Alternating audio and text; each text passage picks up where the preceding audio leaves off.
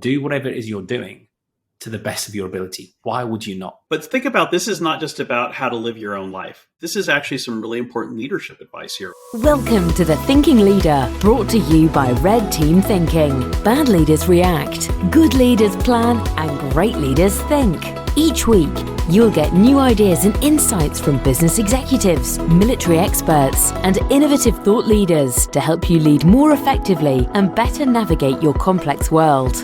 Now, here are your hosts, best-selling business author and top-rated leadership speaker, Bryce Hoffman, and former RAF Wing Commander and business agility coach, Marcus Dimbleby. Hello and welcome again to another episode of The Thinking Leader. This week, it's myself and my great friend and partner, Bryce Hoffman. How's it going? It's going great, Bryce. How's it going your end? Well, it's been a week, that's for sure. Murphy's Law, which is a great red teaming principle. My furnace died on the coldest day of the year, which is, kind of how things work out. But since then, I've just been dealing with this saga with the company that installed it. That is just I'm just at my wit's end. First, that they came out supposed to install in one day. They didn't bring the right parts. Had to come back the next day and finish it. Next day, I go out to my garage. It's full of gas. They send a guy up to fix the gas leaks. Turns out there's 2 major gas leaks. Could have died. He's like, your thing is a bomb. Yeah. Like, gee, thanks for that. I also had to spend half an hour picking up all the screws and drill bits that they left all over the floor of my garage. It could have taken my tires out. And then woke up the morning after that with no heat. They sent the guy back out again. Turns out that the exhaust system was all installed wrong. And the guy had to uninstall it and reinstall it. And then the next day, woke up, error codes all over the controller for it. They had to come out again. And after all of this, the manager came out and said, "Oh, we're going to make this right and everything." After 5 days of this, it's finally up and running. He said, it's all sorted." And I said to him, I said, "Well, are you going to do anything about the install cost on this? Because, it wasn't." And he said, "What do you mean?" He says, he said, "We've done a fabulous job." He said, "Look, I came up here. Everybody came up here. Everyone's taking care of you." And it's just another example of something you and I talk about all the time. Oh, and then now the owner of the company, I wrote not even a negative review. I wrote a mixed review of them, saying that they did get it up and running, and they really, came out, middle of the night, and stuff to fix it. Not middle of the night. They came out after hours to fix it and stuff. And I applauded them for that. I said it was a shame that they put extra holes in my house and, almost killed me and that sort of thing. Yeah.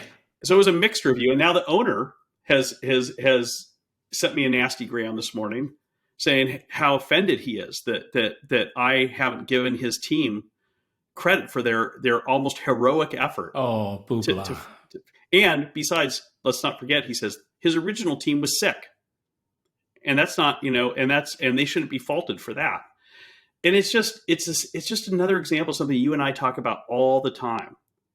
And I'm sorry, this is going to be an explicit episode, but so many people just don't give a fuck anymore. That's a new pandemic, isn't it? You're starting to see this more often. People are just going through the motions, doing what they need to do, not doing a great job of what they are doing. And then when you do have an issue with that, you're the one who's in the wrong. Right. And and then the other side of that is people think that they should be applauded for doing what you paid them to do in the first place. Like that's somehow going above and beyond to like give you a baseline of service. This is medals at school for coming last mentality, isn't it? It's just for showing up. Well done. What do you mean? Oh, I showed up at work today. Yes, that's what you're supposed to do. On time, then you're supposed to do your job well, because that's what you're paid to do. You don't want medals or pats on the back for that. That's just the standard. And then we'll reward and, give accolades for when we go above and beyond the call of duty, if you will. Why is that such a hard thing? It's so different from how things used to be. And I don't mean to sound like a curmudgeonly old man here, but I mean, it's a fact that people used to take pride in their work. And if they let a customer down, they felt bad about it. And they took it personally. And I remember, dealing, 20, 30 years ago with somebody, similar type of thing. Somebody installed something, there was a mistake. And the guy was like, I'm just going to waive the fee for the install. And I said, no. I mean, you still got it installed, if you want to take $100 off or something. The guy was like, no, I won't, I didn't do my job. I mean, that people used to take pride in what they did. And if they fell short of their own standards, they took it really personally. And, it gets to something that you and I have talked about before. You have the McDonald's principle. Tell people about the McDonald's principle. In these sort of scenarios where things go wrong, you can see people getting irritated, people getting angry, and often rightly so. And I used to notice this at the McDonald's drive-thru, where you'd go and order your food, you'd grab the bag, you're in a rush, you've got the kids in the back, you drive off, you get halfway wherever you're going to, or you get home, you open the bag, and it's the wrong order. So everyone gets angry, frustrated. And this is where I call it the McDonald's principle now. So when I go to McDonald's, I'll go in there, place my order, expecting it to be wrong. So when it comes out and I get the tray, I look at it. If it's wrong, I feel happy because I was right suspecting that and I can correct it there and then. Or if it's right, I'm even happier because I'm elated that they got the job right. And I'm very pleased and I praise them for that. And likewise with the drive-thru. They hate me because I'll open the bag and I'll stick my nose in the bag and check it all. What are you doing? Just checking everything's there. Oh, well, of course it is. And then you go, well, this is missing. Oh, yeah, sorry.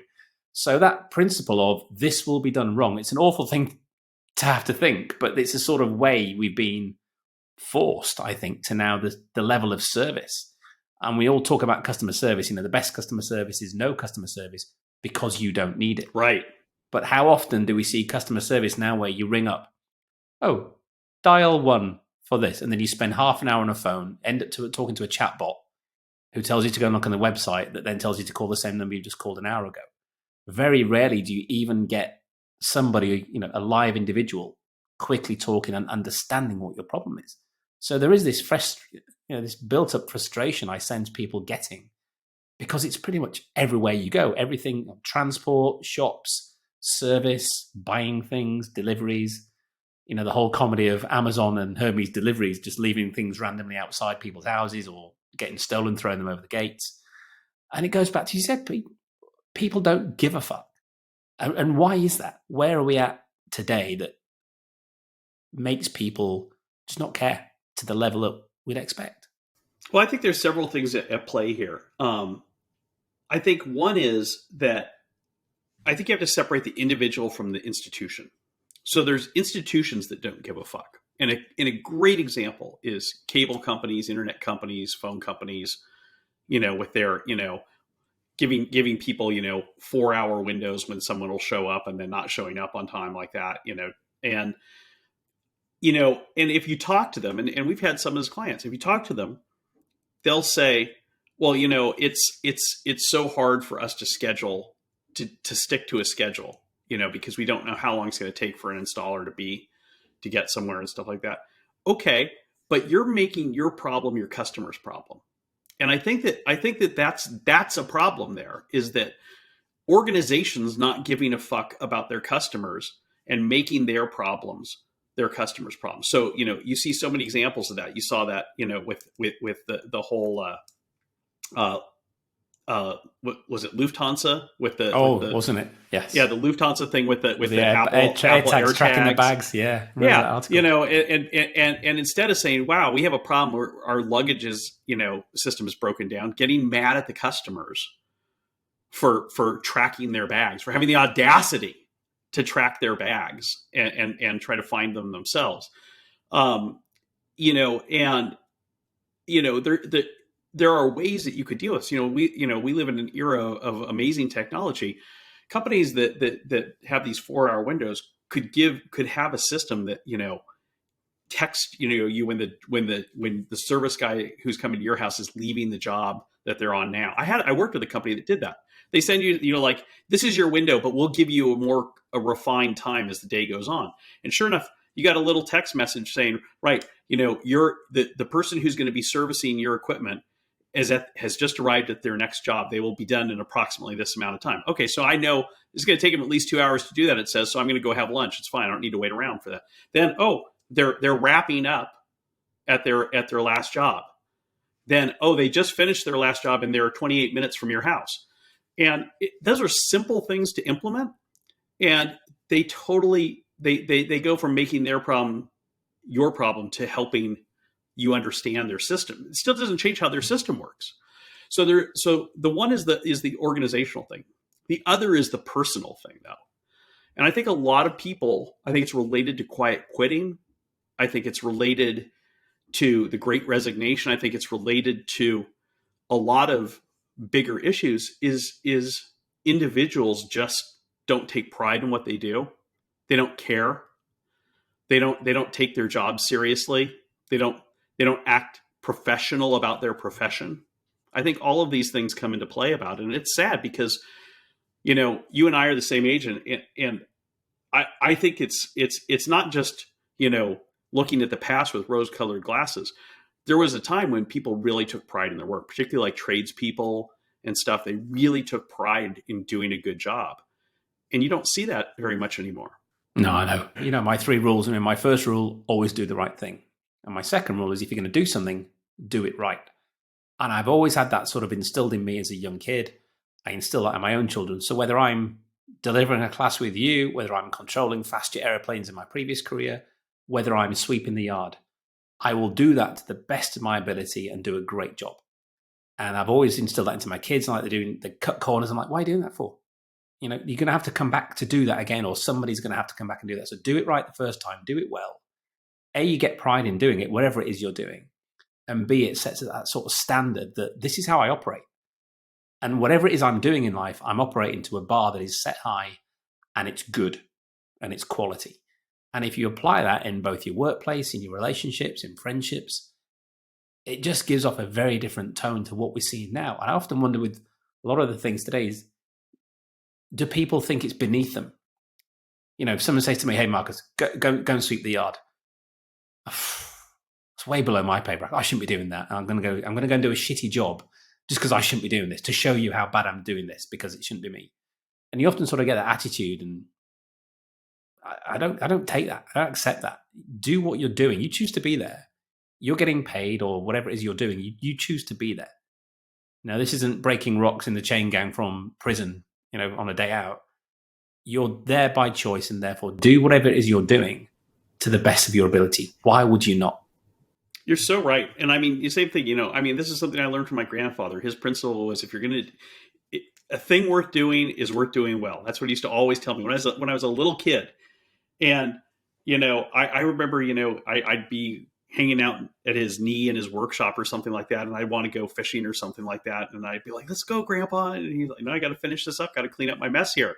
I'm like, but we can clean that up later, And he's like, no, and his whole thing he used to always say was, if a thing's worth doing, it's worth doing right. And, it's so true. And we try to apply that in our business. Fortunately, we don't make a lot of mistakes, but when we have in the past, we overcorrect in terms of making it right to people and stuff like this. We screwed up somebody once, or, had a problem registering for one of our courses. It got screwed up. They got upset because they didn't get into the course. We not only gave them that course for free, we gave them the entire series for free because we recognized that they had been inconvenienced by that. That's how, to me, that's not even over and above. That's just like how standard operating. Yeah. And this is whatever business you're in out there, if you're interacting with customers, right? If you don't want to lose them, we all screw up. We all make mistakes. Things happen. It's the way you respond with that customer that will mean they're going to come back again. Right. And often, if you give a lower level of service, but you're an excellent interacting individual and people enjoy coming there, they will go to you rather than somewhere else where they get a badass attitude, but a better sandwich or a better, because people want to interact with people who are friendly, personable, make them feel welcome. And it doesn't matter what business you're in, whether you're walking into the bank to draw cash out, whether you're going for a coffee, whatever, whether you're walking through a turnstile at a football stadium.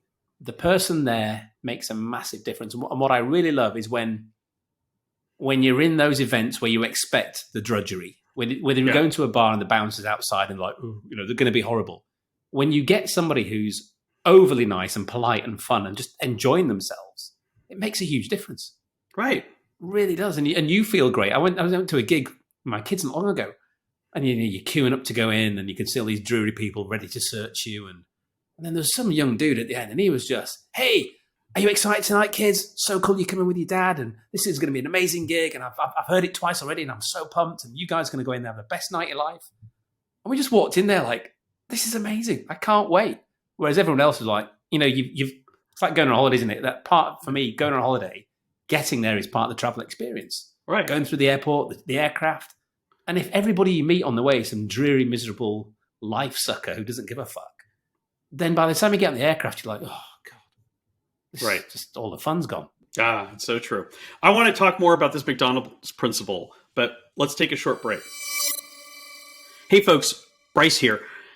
If you're listening to this and you're liking what you're hearing and you're wondering, am I a red team thinker? We have an easy way for you to find out.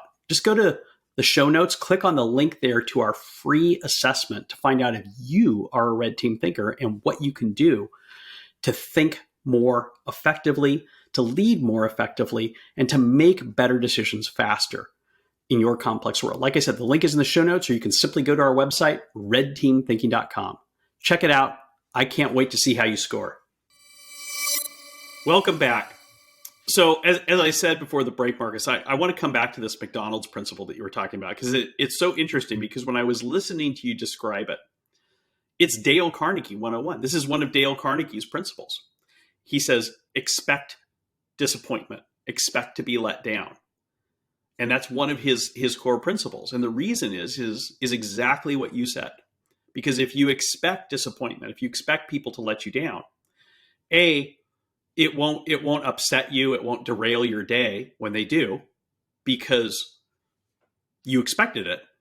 And if they don't let you down, it makes your day because you're pleasantly surprised. Now, I will say from personal experience that that's something that's easy to say and hard to practice. I went through the Dale Carnegie leadership program back, it's been probably 10 years ago. And that really stuck with me. That was one of the principles that really stuck with me. I still haven't succeeded in making it part of my life to the extent that I should. But I try. Yeah, I try. And what it has done is I don't lose my shit on people anymore as a result of it. Well, exactly. And one of the nice compliments I do get is, Marcus, you're always smiling, you're always happy. And that's one of the things that has really helped me with that, because I do give a fuck about everything that I do and try and put everything, but I apply that principle of, okay, I'm going to be disappointed, or this situation's, it's almost doing that like a mini pre-mortem in your head before we get there. You're going to go, right, this is going to get fucked up because the person doesn't give a fuck. How's that going to go badly? What's it going to feel like if it does? What can I do to avoid it? What can I watch out for and intervene? Or when it is all messed up, it's okay because I expected it and I'm smiling, and this idiot's looking at me going, why are you smiling, sir? I've just screwed up your order. I feel such an idiot. I'm going to fix it. I'm like, hey, dude, it's cool. You go and do what you need to do. Bring it over. I'll be sat there when it's ready. No harm, no foul. Right. And but think about, this is not just about how to live your own life. This is actually some really important leadership advice here, which is why it's one of Dale Carnegie's leadership principles, is because if you extend that to your team, think about the implications of that. If you expect as a leader that your team is going to fall short of your expectations, then you're not going to be as stressed day to day when they do. And you're going to be really impressed and pleasantly surprised when they meet or even exceed your expectations. And it's not a negative attitude. The way that he suggests do it is not about being negative, like, I'm just going to assume that my workers are worthless and aren't going to do their job right. That's not what he's talking about. He's just saying that recognize that more often than not, people are going to fall short of your expectations in life for one reason or another. And if you recognize that as a leader, you're not going to spend so much time getting upset needlessly about mistakes that happen and things like that. It doesn't mean you're not going to try to correct them. It doesn't mean you're not going to try to help your team do better, that you're going to help your team achieve the standards you set for them. But it's about personally protecting yourself. And that's something that's really important, is that I just saw this quote yesterday. There's a quote from the Buddha that compassion isn't real if it doesn't extend to yourself as well. And that's great advice for leaders, that we forget that leadership isn't just about motivating your employees and giving them direction and giving them, the tools that they need to do their job. It's about protecting yourself, motivating yourself, and giving yourself the internal tools that you need to be there day after day, bringing your best leadership skills. Absolutely. And just think about a situation. If you're going in there, and you see this so often when we're coaching people, I've got high standards, Marcus, therefore I set myself high standards and I expect the same of all my team. Okay, how's that working out for you, Bob? Bob's stressed to hell, right? Because he's not meeting his own standards. He's stressed to hell because his team aren't meeting his standards. And it's a standard American bumper sticker. Shit happens, right? So when it does happen, if it does happen and your team are so stressed that you're going to get stressed on them, they will hide that from you. Right. And you'll start to get a snowball effect. And you see these teams and they're like, everything's going wrong in my team, Marcus, all the time. I'm like, talk me through it. And an event happened here. I said, did you know about that? No. And then another one. And you get this snowball effect. And it only surfaces when it's uncovered. They can't hide it anymore. I said, what would have happened if your team had approached you and gone, hey, boss, this went wrong. Can we get some help? Everything else wouldn't have happened. You'd have fixed it there. But because of your attitude and approach to them, they daren't speak up. And therefore you have this sort of silence that happens where things are going wrong, but they're covering it up because they'd rather accept things have broken or gone wrong or been done wrong than incur the wrath. And I remember when I took over the airfield, running the airfield at RAF Lynham, and I had about a team of 40 people. And we got them all in, spent a few days getting to know them all. And I said, right, big team chat. I said, right, everybody, we're a team.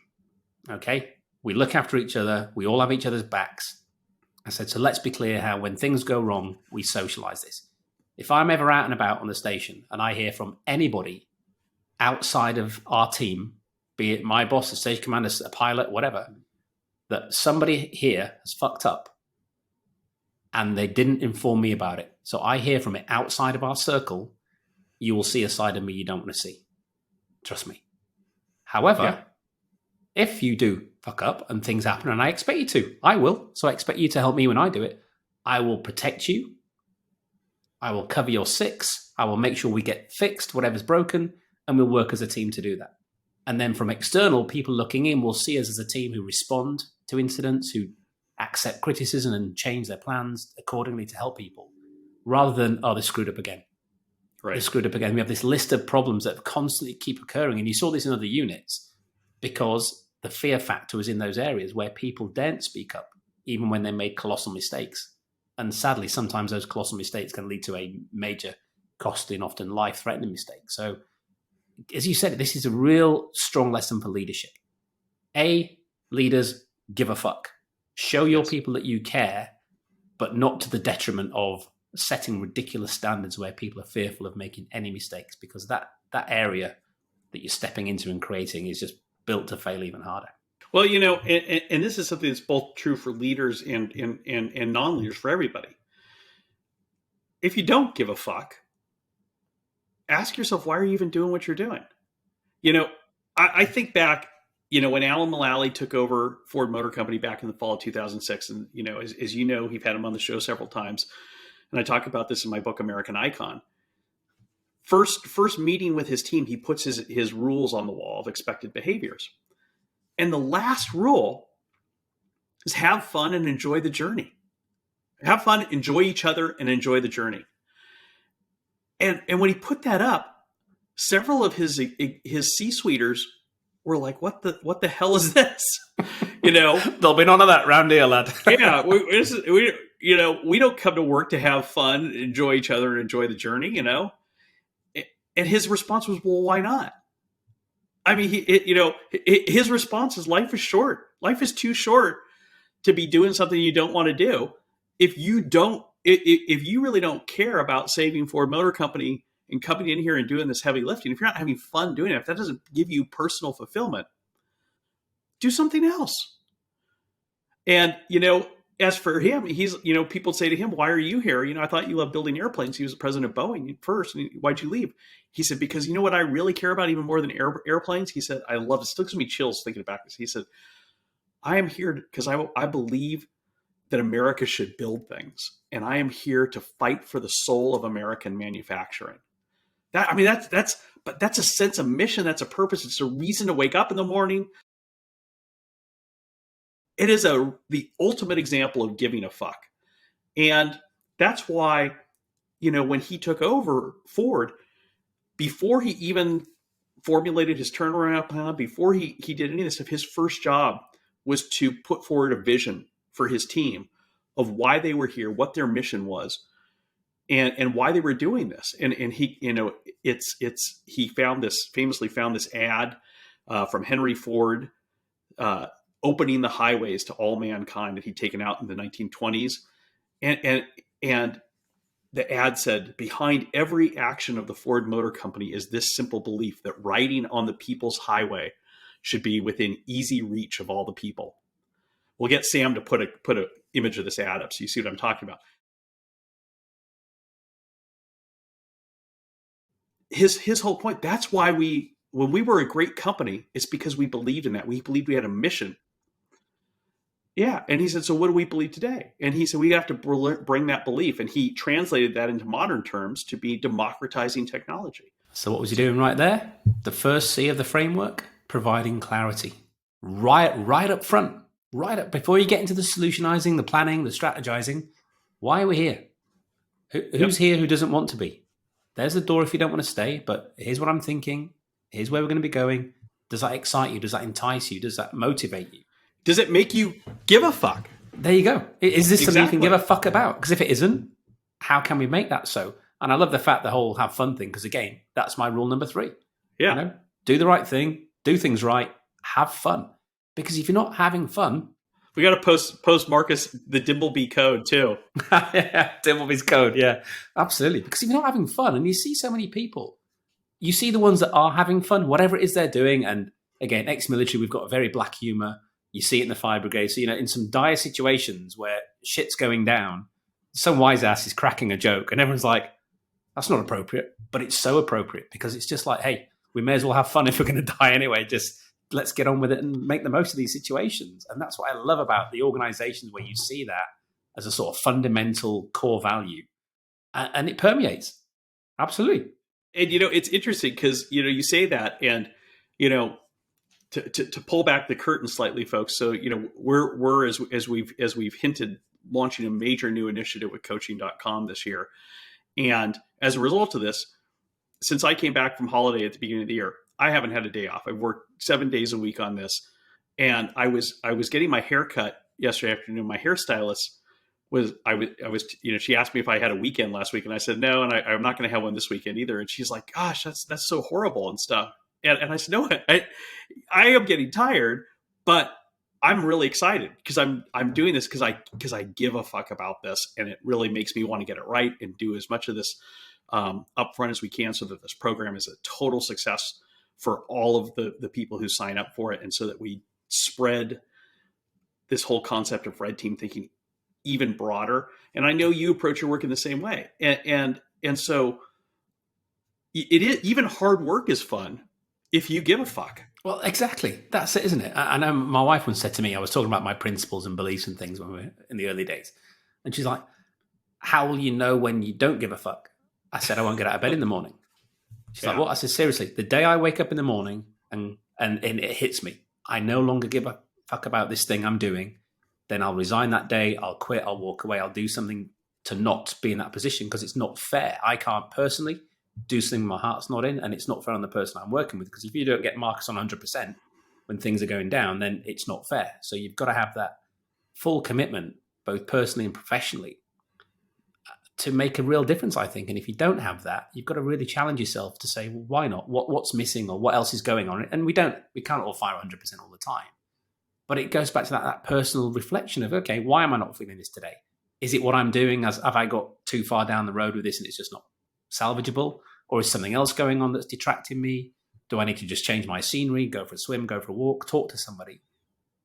But there's always a reason. And I think it's just a great thing if you can sit and ask yourself, why do I not give a fuck about X, Y, Z in my life? Why am I not having fun? And really look in the mirror and ask those hard questions and be honest with yourself. Then you might not like the answers, but it'll stop you staying in that rut or that position of, I'm not really enjoying this, because it's not a nice place to be. Great advice, as always. Folks, thanks for joining us this week. Tune in next week. Keep giving a fuck.